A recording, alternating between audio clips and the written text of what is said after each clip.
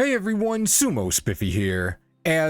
Let me check, over 1,300 of you might recall, I put up a poll asking who y'all wanted a breakdown for. Kirishima won, and I felt that looking into whether or not we can see the effects of his recent injuries was a good topic. I tried to be specific like that to keep it more targeted and thus shorter. Well, it's targeted at least. For those unaware, and perhaps especially confused by how Kirishima could go 12-3, then 6-9, then 11-4 while sitting near the top of the Banzuke in all of those tournaments, Kiri got hurt before the March 2024 Basho. Nobody knew about the injuries at the time, but he went 5-10 after coming up just short on a Yokozuna run.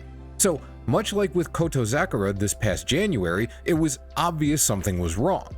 Unlike Koto, however, Kiri didn't have a defined injury history or something like Koto's left knee, which was hurt in the past and may just now be causing further problems. Something just wasn't right. It was later announced that he'd suffered injuries to his neck, back, and both elbows. It sounded like he was in a car wreck with all that going on at the same time. As fans, and just as humans who don't want to see anyone suffer a major injury, I think most people were primarily concerned with the neck injury and the back as a close second. But as we're gonna see, his arm issues may have been more directly connected to his drop in performance. Before I get started, I'm throwing out one more invitation for everyone who wants to play sumo games to join Road to Yokozuna. It's a Discord-based game where you make a rikishi and compete with others in sumo dice fights. Our next competition starts soon, and we already have 6 rookies signed up, so you'll be joining alongside plenty of others also exploring and learning the game. Check the link in the description, sign up, and join an excellent and inclusive sumo community. Alright, if you're not overly familiar with Kirishima, he's known as a grappler, and the way he wins reflects that. Out of the top 20 wrestlers on January's Banzuke, Kiri and Wakamoto Haru are the only ones who heavily lean towards Yori-Kiri victories. Even so, his Kimarite have a pretty good spread. His next 3 most common Kimarite are all very different and add up to almost as many wins as he has by Yori-Kiri. He also doesn't win by Yori-Kiri or Yori-Tayoshi, the knockdown version, that often, usually no more than 2 or 3 times per basho. This reflects how top-level sumo has leaned much more into aggressive pushing strategies in recent years, and that despite his comfort zone being more on the belt, Kiri is capable of switching up tactics as necessary. You might ask, if he's well-rounded, shouldn't he be less impacted by injury? For athletes in other sports, that might be true. If Steph Curry can't shoot, he can still play defense, pass, guide the offense, and so on. In sumo, however, everything is more linked. If anything, one-trick ponies are the ones potentially least affected by injury if the injury doesn't impede their normal approach.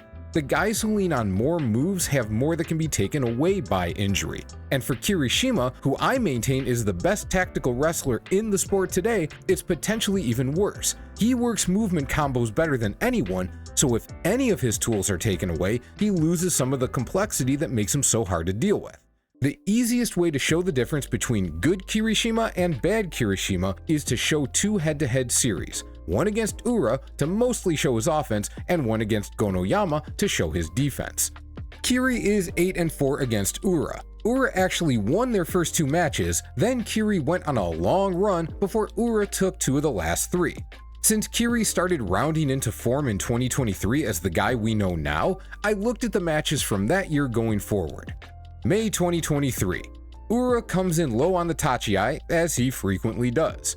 Kiri's left arm comes over the top and his right tries to find a way underneath Ura's left arm to grapple. It doesn't work. Ura braces his left forearm against Kiri's right, then steps away and uses that brace for a pulldown. Kiri gets off balance but nowhere near falling. Ura gets low, then steps right as Kiri comes in, left hand on Kiri's head for another pulldown. Now, look at Kiri's arms. His right hand is on Ura's ribs, and his left hand is clearly tucked in against Ura's chest. This is a great pushing position, and with some help from Ura's movement, Kiri launches Ura out of the ring. That pushing position is the main thing we're paying attention to right now. For what it's worth, Kiri finished this basho 11-4. July 2023. This time, Kiri plants his hands against Ura's shoulders on the tachiai, then keeps his left hand there while wrapping his right over top to get Ura's belt. When he tries to get his left hand inside, Ura is able to drive him back, and Kiri barely holds on at the rope.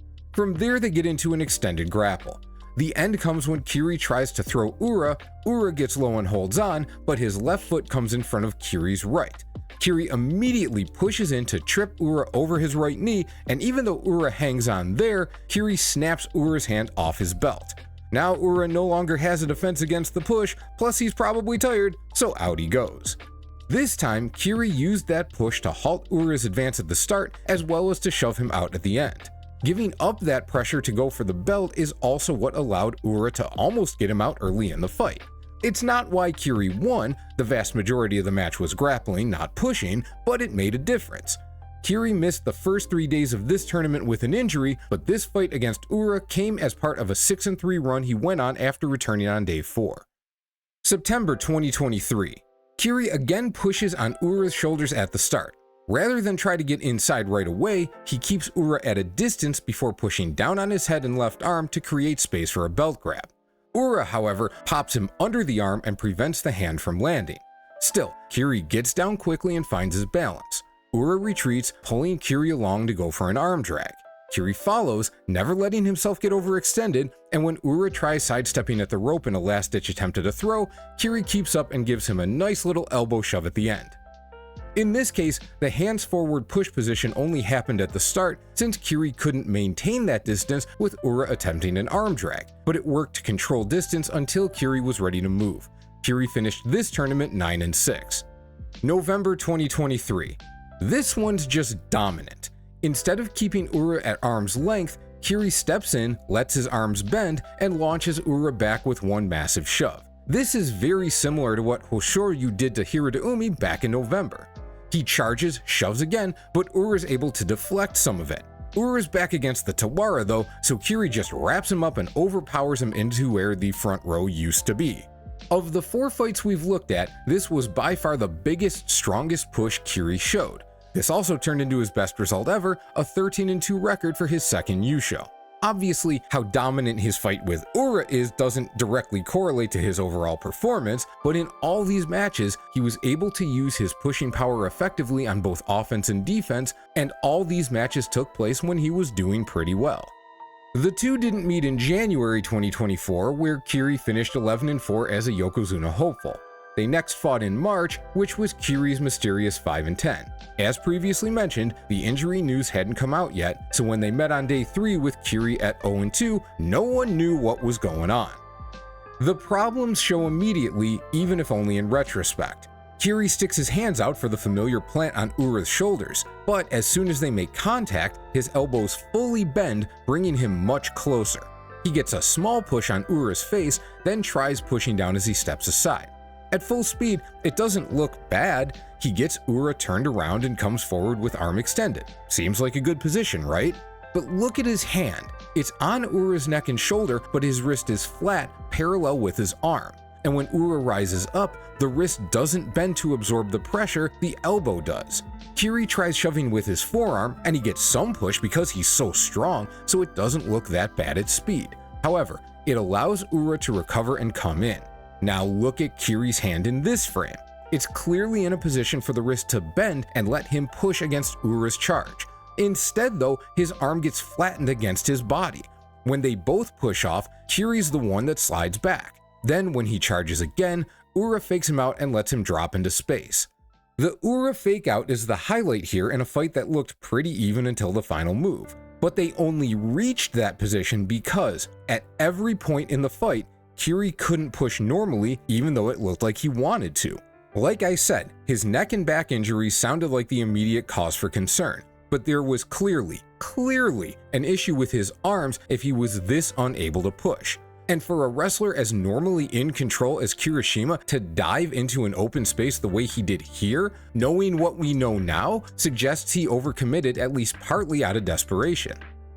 September 2024. On the Tachiai, Kiri's left hand plants high on Ura's shoulder with his right underneath on Ura's chest. Boom, big push. This was the kind of push Kiri was able to do before his injuries. There's a bit of a hand fight, Kiri keeps Ura at range, another important moment, and even though he whiffs a slap, he's eventually able to plant his hands and slide Ura well backwards. For the rest of the fight, he stays in control, never biting too hard on Ura's feints, and repeatedly fighting like his wrists and arms are fully healthy until he finishes it with another huge push off the dohyo. So this was September. In May, Kiri went 1-5 before dropping out and accepting his demotion from Ozeki. In July, he squeaked out an 8-7 on the last day. This September match was in the Basha where he stormed back to finish 12-3 and looked like he'd recovered from all his ailments.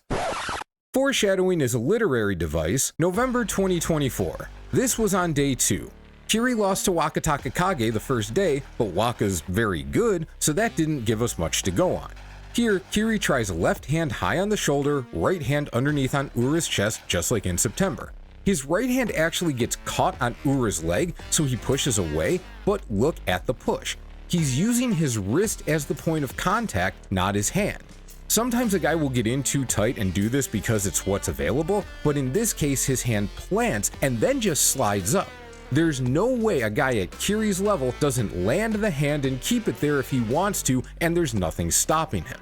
Nonetheless, the push he gets is strong and he follows Ura's backward slide. Now he plants his left wrist back on Ura's shoulder, and this is the real clue something is wrong. His hand doesn't even touch Ura's shoulder. It's very hard to envision Kiri doing this unless he couldn't flex his hand due to pain and/or injury. The right hand comes underneath again, but Ura blocks it, and the lack of really solid contact from Kiri lets Ura push back. Kiri's right hand now lands on Ura's left shoulder. Again, this should be a pushing position, but the hand doesn't really bend back. Maybe the thick wrapping prevented the wrist from bending, but if he couldn't even allow the wrist to bend, that's worse. The left hand comes in, pushing down, hand still parallel with the arm. He pushes with the right wrist. Now we see he does get a good push in with his left hand, but after that it's all stiff wrist slaps and pushes. Eventually Kiri gets backed up, baited into a stumble, spins and recovers, but Ura keeps fighting off his hands until he lands a slapdown. Now I never mind seeing Ura win, but in reality he should simply not beat a healthy Kirishima. The difference in what Kiri's able to do against Ura in matches where his hands and arms are working properly versus where they're not is frankly miraculous from an analytical perspective. It's rare to see a difference this stark and be able to point to something in particular that's so completely different between the situations. To his credit, Kiri's wrist pushes were better than letting his arms get collapsed in against his body, and injured Kiri may come around to still finding ways of beating Ura in the future, but he's clearly not the same guy. Now let's look at the Gonoyama matchup. I said this one was about defense, but obviously some of the pushing issue impacted his defense against Ura, not just his offense. In this case, by defense, I'm also referring to his ability to absorb major impacts. November 2023. Gonoyama does Gonoyama things, blasting in and shoving with all his might. Kiri slides back a bit, but uses his own push to keep Gonoyama at bay. Kiri grabs Gonoyama's right arm and steps aside to pull him into the open space, but his right foot slips and Gonoyama's able to get enough of a push to take advantage. This was Kiri's 13-2 Yusho, and he just had an unfortunate result in this case. Clearly though, we see his ability to withstand the initial charge. January 2024. Kiri gets a little slap at the start and a step to the right. Whether Gonoyama intended a different approach or was forced into it, they end up in a belt battle immediately. Kiri's got both hands on Gonoyama's belt though, which makes this essentially a foregone conclusion. This was Kiri's 11-4 before his injuries, and it's a good example of him working at a high level against a steamroller like Gonoyama. Their next match was the first day of May 2024 when Kiri ended up dropping out after 6 days. Gonoyama charges in, Kiri reaches for the belt, but fully absorbs the impact without getting close to the grab. He tries wrapping up Gonoyama's right arm for a moment, then switches to bracing against the push. But as we can see, his forearm is against Gonoyama's body, which doesn't offer much defense. Gonoyama pushes him off, then out with ease. Not only does what we saw in the Ura matchup show up here, but it's quite possible his back and neck were more of an issue as well. The whole frame needs to be sturdy to absorb contact from a guy like Gonoyama, so if those types of injuries are in play, life gets real tough here. July 2024. Kiri doesn't extend his arms here, but after initial contact he gets a huge upward shove with his right hand under Gonoyama's armpit. This annihilates any forward momentum Gonoyama had. After a quick parry with the left arm, he digs in and absorbs Gonoyama's next charge. Gonoyama gets him to the edge, but he's not there for long, stepping away with his left hand on the belt. They match belt grips on that side, so it's not quite as advantageous for Kiri as their January fight, but then he works his right hand into an underhand grip on the front of Gonoyama's belt. Gonoyama gets that hand off his belt pretty quickly, but at this point he's playing defense in a type of fight he's not that good at. On top of that, Kiri's arm is over top of Gonoyama's. If Kiri's elbow or wrist were a problem and his arm was underneath, Gonoyama could potentially take advantage by applying pressure the way Atami Fuji likes to do. Instead, all Gonoyama can do is make a last-ditch throw attempt as he gets backed up, which doesn't come all that close to working. This was Kiri's 8-7 basho, but this was the last match in his 3-0 start. As we saw, he did have one very effective push and was steady in the grapple, but not as dominant against a much weaker grappler as we might expect. November 2024. Back to Kyushu and the struggle basho. He'd actually turned around an 0-5 start to reach 6-6 at the time of this day 13 matchup, so a lot of people saw this as very winnable. But right at the start, we see Kiri didn't want any of the thunder chop, which I just wrote in the script because in the moment, I saw Gonoyama as a giant pork chop rumbling in like the unstoppable force. What can I tell you? Welcome to my brain. Anyway, Kiri immediately backs it up and tries to control Gonoyama's right arm, probably for an arm drag. Gonoyama frees the arm pretty quickly, and Kiri has no further defense to offer. For all Gonoyama's shortcomings, he hits as hard as anyone in the sport. The reason he doesn't make it to the top is because the best guys are able to deal with it.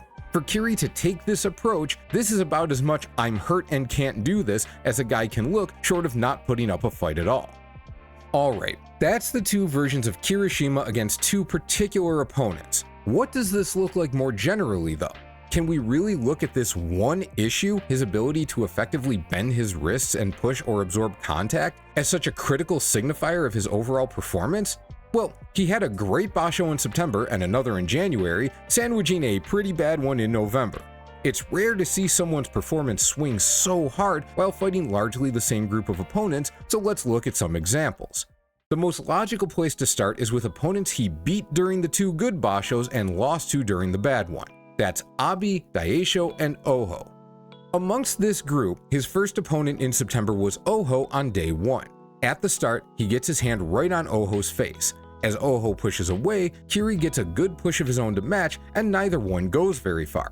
When Kiri drops and Oho comes in to push, Kiri parries so hard he basically flings Oho aside and comes in to finish with a push so strong that even though Oho's not really near the boundary, he still can't stay in. Against Abi on day 11, Kiri starts by bashing Abi's arms up and away. He follows by coming inside for a push, then feinting and pulling Abi into space as he steps aside. He goes for another push, but misses, giving Abi a chance to recover. But when Abi leaps aside for a pull-down attempt, Kiri pushes him away. Abi's final attack, such as it is, leaves him in an awkward position, and Kiri just knocks him over. The final day was against Daisho. As strong of a pusher as Daisho is, Kiri's able to plant his right hand on Daisho's left elbow and simply shove it off. It's not a parry, it's not working at a complete cross angle to Daisho's line of attack. He just powers the hand away. Daisho retreats with a mediocre pull-down attempt, but Kiri just lands one huge shove and finishes the match with a follow-up. So, in all three of those fights, Kiri's pushing did good work. It kept him in position against Oho, then finished the fight. It also kept him in position against Abi and never let Abi recover to mount a strong second attack, and he outpushed the pusher against Daisho. All that being said, there's a gap in the analysis. I said at the start that Kiri's a grappler who wins most often by Yori-Kiri. So far, we've looked at 5 opponents who he usually beats with relatively little belt work. He definitely still does a lot of grappling though, so it's worth taking a couple minutes to look through his other fights and pick out some additional details. Against Atami Fuji, Kiri planted his hands on Atami's body initially, then went straight into a grapple. One thing I pointed out during Atami's breakdown is that he's repeatedly tried to do this arm grab, semi-arm bar to get Kiri off his belt. The one time it looked like a charm was when Kiri was clearly hurt, and it makes sense if the condition of Kiri's arm and wrist impacts his grip strength and his ability to generate power with his forearm, not just how well he can apply and withstand impact with his wrists bent. Eventually, Atami put everything into breaking the grip, but Kiri just let go and Atami fell down. The first thing he does against Taka no Sho is parry, but then he trades pushes before getting the belt. He makes pulling Taka no Sho forward and flinging him down look easy, which is more likely to be the case if his arms feel good and can generate more power. From here on, Kiri gets very grappling focused. We can look at the next 5 fights as a group. First, Kiri uses his extended arm to blunt Mitakeyumi's charge, then uses the space to get the belt. From there, Mitakeyumi no longer offers much defense. The approach is totally different against Hiradoumi. In July, he tried a push attack, but Hiradoumi blew through it. This time, Kiri ducks his body to the right, and it appears he's going all in for the belt. But Hiradoumi blocks him off, then blocks his hands again when he makes another attempt near the rope. Hiradoumi knocks him out, and it happens. Really, that's just a good job by Hiradoumi. Kiri just kinda sticks his hands up when he charges Tobizaru because all he wants to do is get inside and take the right arm. He's confident that Tobi can't stop him from using that arm to control the fight, and that winds up being correct. Kota Shoho keeps backing away from Kiri and swatting at his arms. Because Kota Shoho is at range, Kiri's trying to push and clearly feels confident he can push. He's just not able to get in and do it. Once he gets the belt in both hands, he's in a very comfortable position, and frankly, it's surprising Kota Shoho even does enough to force a Mono-E. Finally, in this set of 5, he takes the belt almost instantly against Shonen Umi. The height difference actually helps him get a double underhand grip and win with a front wedgie force out. These last few fights were against wrestlers who can't quite match Kiri's strength. The size difference here suggests Shonen Umi should be able to, but if you've seen him fight, you probably know that's not the case. So this was a run of Kiri being content to get in and grapple opponents he knows can't stop him from getting in that position and also can't hang with him in that type of fight. Hiradoumi prevented the grapple, and it worked against the rest. The flip side of this strategy is having to face a guy like Onosato. Kiri hits a smooth henka and once again is on the belt immediately, but then he's got nothing for Onosato even with a double grip. The most useful thing to watch here against Koto Zakura happens at the start. After initial contact, Kiri plants his hands and pushes, gets his forearms in and pushes again, and after a quick parry, ducks his head down and gets the belt. Having a strong push can do a lot in letting a wrestler get inside to grapple, since it puts the opponent on the back foot and makes it significantly harder for them to get low and defend the belt. As strong as Koto is, when Kiri's in this position with both hands around the back of the belt, it's almost hopeless. It usually takes a genuine physical monster like Onosato or, previously, Terunofuji to still beat Kiri once he reaches this point. Kiri gets a good push against Hoshoryu at the start here, and they're both pretty content to end up on the belt. But as soon as Kiri tries getting his hand inside, Nephew blocks him and counters with a sick kickflip for the win. This is really more of the same, but I just like watching this finish. So Kirishima, the grappler, focused on grappling in most of these matches. But whether he did it a lot or a little, he frequently pushed or absorbed contact with his hands and seemed like it was no problem at all. This is more or less maximum Kiri. November, of course, was a problem. Going back to our Abi Daisho Oho trio, the first one he fought was Abi on day 3. It starts similarly to September, at least tactically, with Kiri swatting Abi's arms up again. This time though, instead of getting inside, Kiri tries a strong parry but whiffs when Abi feints.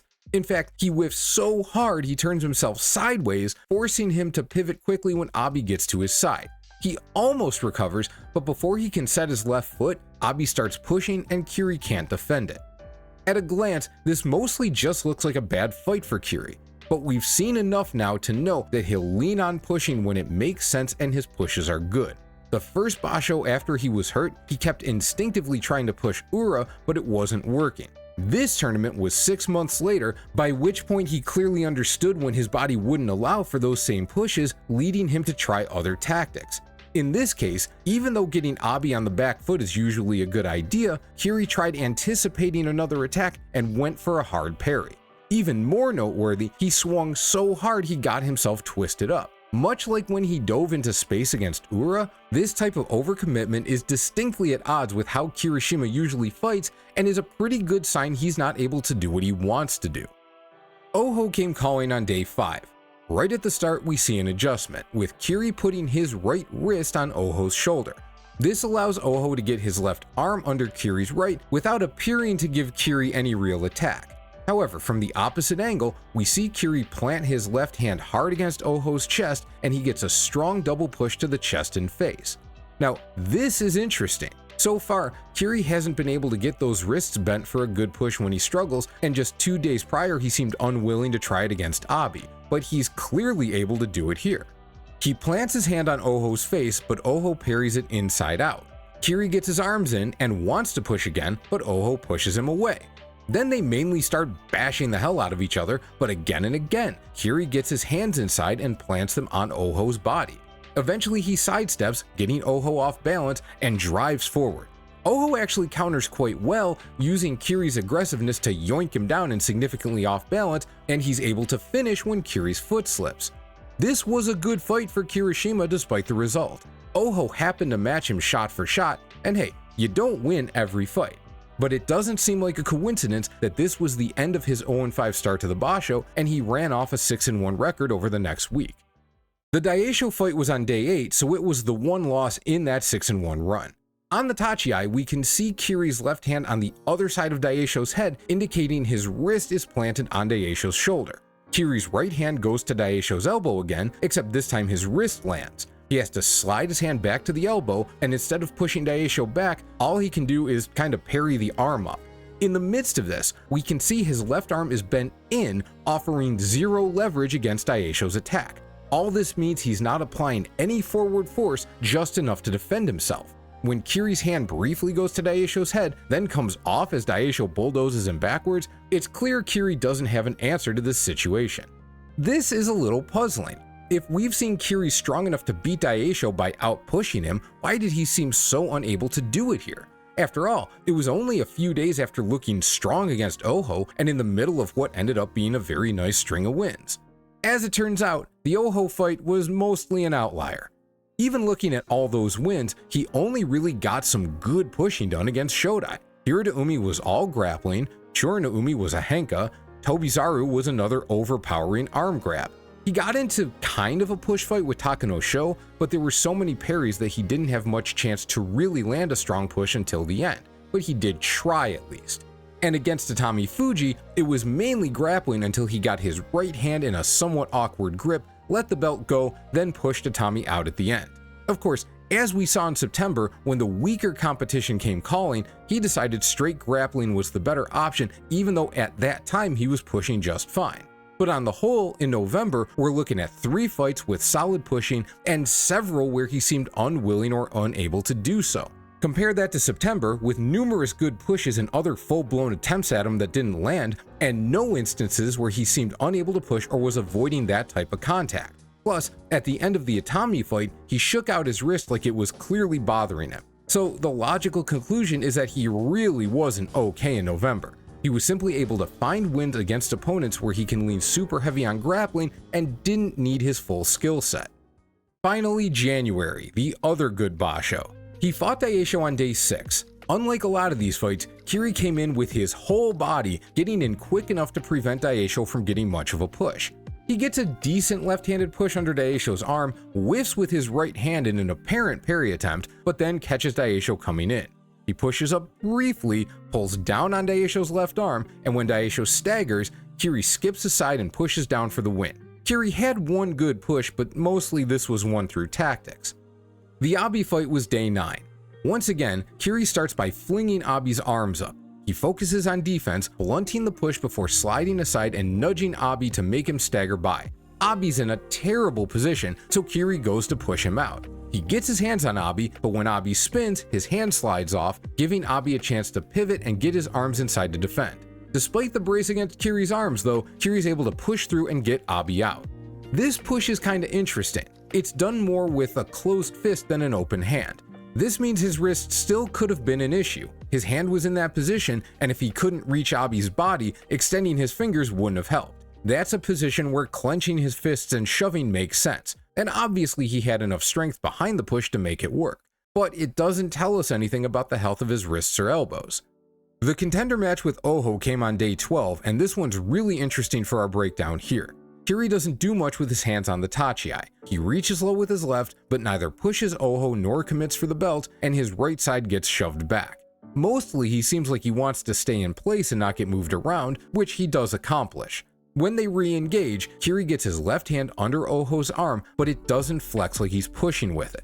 However, Oho goes back anyway because he tries pulling down on Kiri's arms, which doesn't accomplish much except giving up space. Kiri reaches out to push Oho's face, but it's hard to see if he gets much contact. That's followed by a solid left hand slap, which is certainly easier on the wrist than a push. His right hand comes up under Oho's left arm like he's gonna push it up, but he never actually puts much force behind it. Oho swings the arm back on his own as he shoves Kiri with his right. Then Oho comes in, only for Kiri to perfectly time a sidestep and get behind him. From here, this should be a fairly straightforward push out, but Kiri's left hand keeps bouncing around on Oho's torso rather than pressing and pushing, and as Oho tries to get away, we see Kiri's right on the back of his belt. The belt grab isn't a bad idea by any means. It's not the most direct approach, but it should keep Oho from getting away if he tries something sneaky. And that's exactly what happens. Kiri keeps pushing with his left wrist and forearm until he gets Oho completely turned around and lands the Dirty Dancing position to finally force Oho down and out. But it's very strange to see him go through so much effort to finish an opponent who's turned around and standing at the ring boundary when one solid shove sends Oho into the 5th row. So September was brilliant with a strong mix of pushing and grappling. Then, despite his struggles, he still managed a string of wins in November, much more from working around this wrist and arm issue than the issue going away. Now we've just seen 3 January wins, but none of them came with much in the way of strong pushing, despite that being core to how he beat all 3 of them just 4 months ago. We don't have much choice but to look at the rest of the Basho. He started 0-3, but that was against Hoshoryu, who beat him in all these last 3 tournaments, Onosato, who he's 0-5 against, and Terunofuji, who retired with a 13-0 record against Kirishima. So what happened after that? He immediately got into a grapple with Koto Sakura, and of course, Koto turned out to be very not okay. Unlike September, he uses no push to get into position, but just bulls through Koto's defense. He appears to get into another push fight with Takano Sho, but for the most part he parries and shoves with his forearms until he can create an opening and get inside for a force out.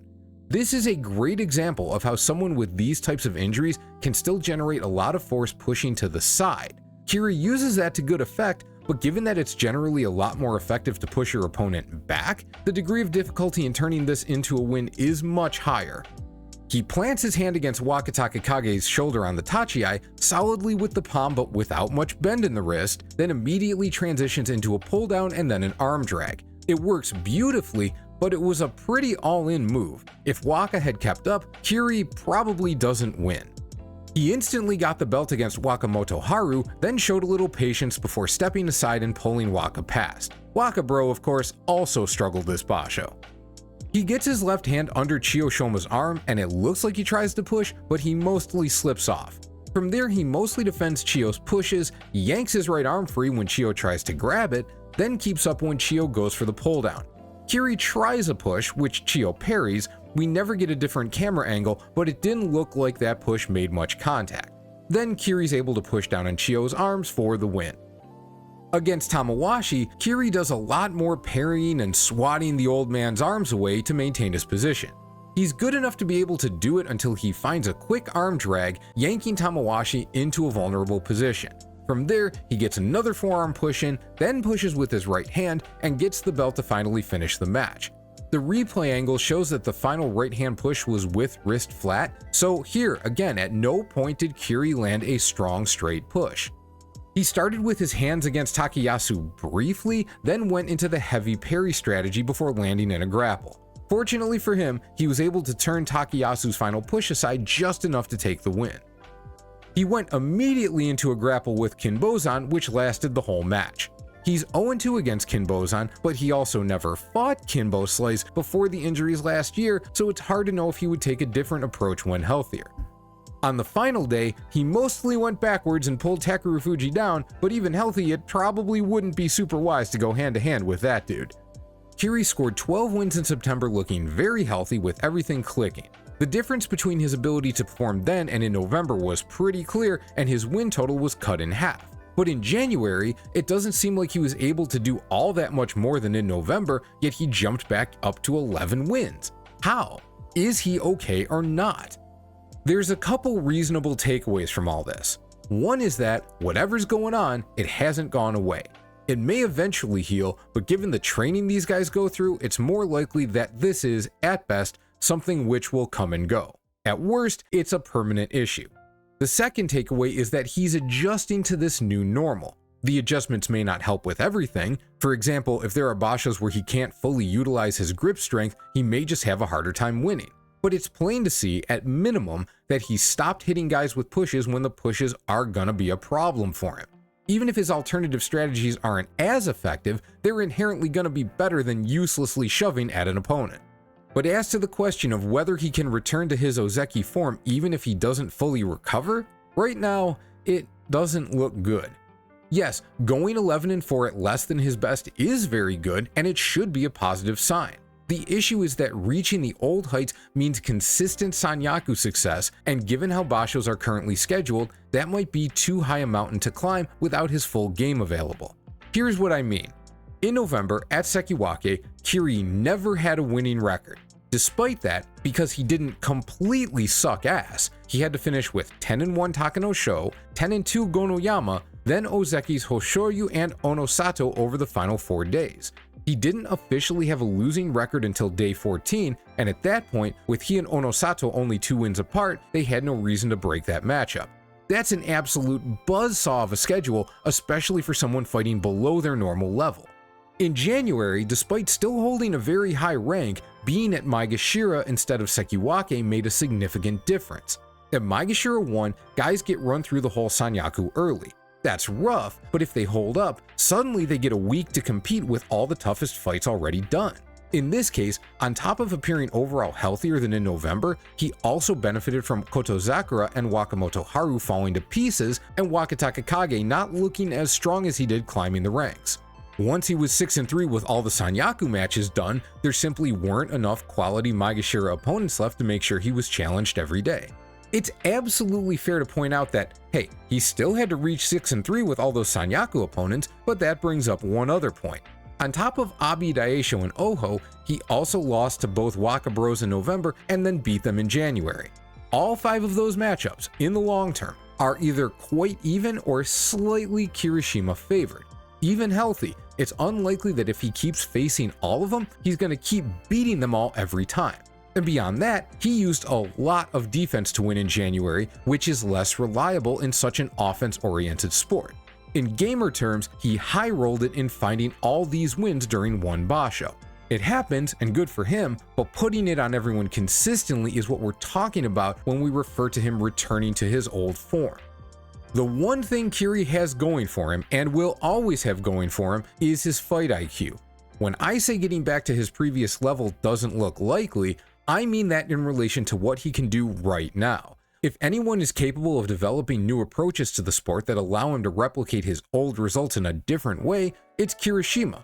But right now, the same way Hoshoryu reinvented himself to reach Yokozuna, it looks like Kiri will have to do that if he wants to get back into that conversation. And that is the Kirishima injury breakdown. I plan to drop another one before the basho, but we'll see if time allows for it. I have another idea I'm considering, but we'll see what makes sense. Other than that, hope you enjoyed, have a great day, and I'll see you soon.